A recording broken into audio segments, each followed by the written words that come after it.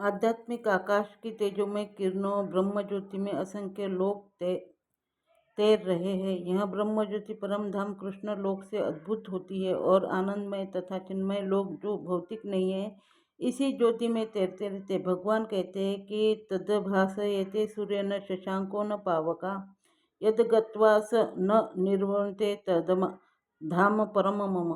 जो इस आध्यात्मिक आकाश तक पहुँच जाता है, उसे इस भौतिक आकाश में लौटने की आवश्यकता नहीं रह जाती। भौतिक आकाश में यदि हम सर्वोच्च लोक को भी प्राप्त कर ले, चंद्रलोक का तो कहना ही क्या है, तो वहाँ भी वही जीवन की परिस्थितियाँ, जन्म, मृत्यु, व्याधि तथा जरा होगी। भौतिक ब्रह्मांड का कोई भी लोक संसार के इन 4 नियमों से मुक्त नहीं है। सारे जीव एक लोक से दूसरे लोक में विचरण कर रहे हैं, किंतु ऐसा नहीं है कि हम यांत्रिक व्यवस्था करके जिस लोक में जाना चाहे वहाँ चले जाए।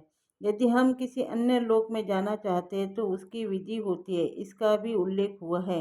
यान्ति देवव्रता देवान पितॄण यान्ति पितृव्रता। यदि हम एक लोक से दूसरे लोक में विचरण करना चाहते तो उसके लिए किसी तांत्रिक व्यवस्था की आवश्यकता नहीं। गीता का उपदेश है, यान्ति देवव्रता देवान। चंद्र, सूर्य तथा उच्चतर लोक सरलोक कहलाते हैं। लोकों की 3 विभिन्न स्थितियां हैं: उच्चतर, मध्य तथा निम्नतर लोक। पृथ्वी मध्य लोक में आती है। भगवद गीता बताती है कि किस प्रकार अति तरल सूत्र यानी देवव्रता देवाना द्वारा उच्चतर लोकों यानी देवलोकों तक जाया जा सकता है।